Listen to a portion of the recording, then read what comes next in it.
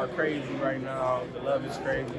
I'm just more excited and overwhelmed with excitement, to get this fight going. You know, being the fact that Toledo is a town that gets behind their athletes. In this fight that's coming up here, do you feel like that whole city has put you on and said, this is our guy, regardless of whatever it is? And with that, do you embrace that love that's been happening over here?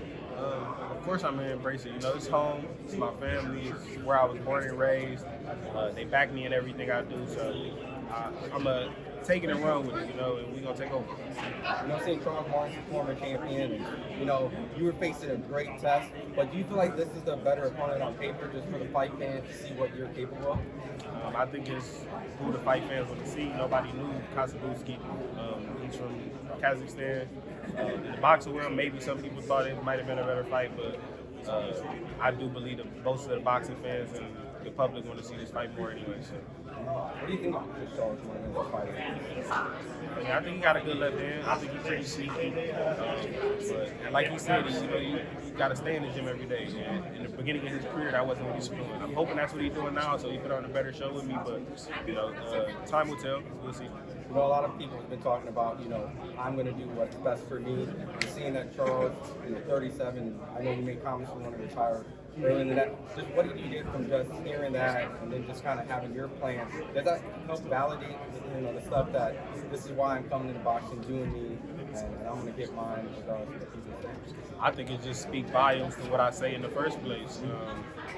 That everybody should think like I do. And as a younger fighter coming into the game, you should admire it. I don't think a lot of people do. I think people take it for granted what we do, that we put our lives on the line every day that we step in there.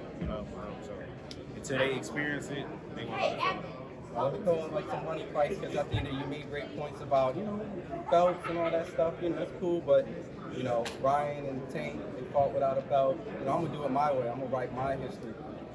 Would that maybe be like a potential, maybe a Jake Paul fight? Would that be kind of like, or a KSI, or is it just strictly boxing? How you think? I don't think any of them would accept the fight, but if they were to ever call me out, ATLL, yes, you feel me? But for sure, without a doubt, I'm accepting in a heartbeat. For the promotion, for the fan base, all of it, I would accept it. So definitely. Just kind of ending, the interview, just seeing the fact that you're here.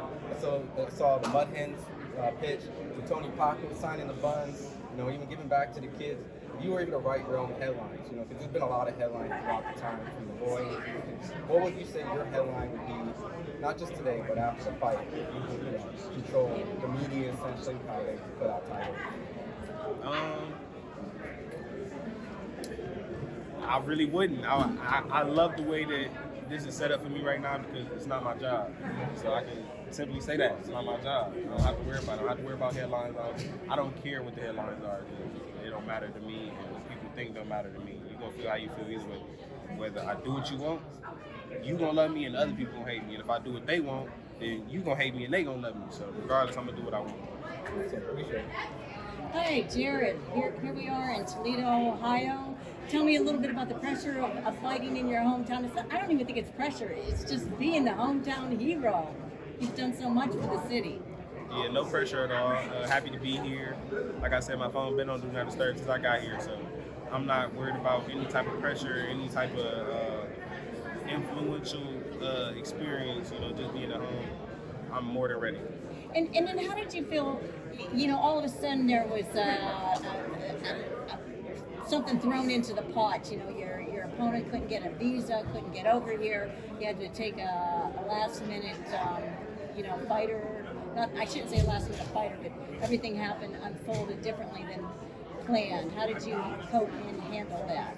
I'm a firm believer everything happens for a reason, so there was no problem, no issue.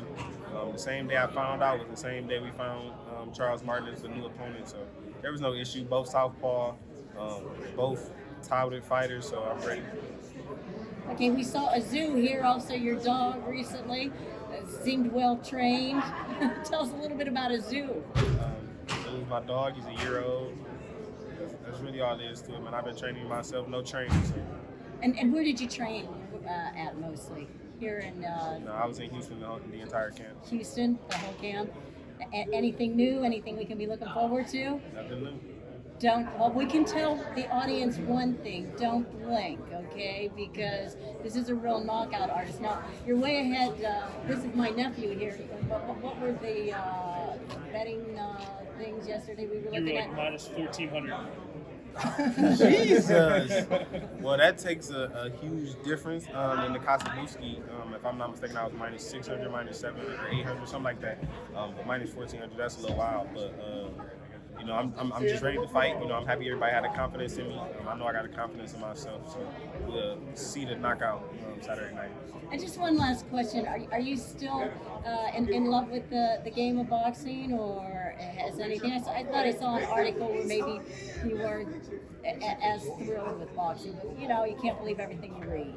I'm gonna say it to you how I said it to the last person I interviewed yesterday. You can love a girl and not be in love with her. You get what I'm saying? So I love boxing, but I'm not in love with boxing. You know, it's a means to an end. I got love for it. I found love in this sport. You know, I drew a lot of attention with it, and I'm thankful for it. But I don't have to be in love with it and be in love with it for the rest of my life. Well, thank you. Say a shout out to everybody here in Toledo. Yeah, shout out to everybody in Toledo. Thanks for caring for me. Thanks for loving for me. Thanks for showing the support. Make sure you be there Saturday night. Thank you. Thank you, guys.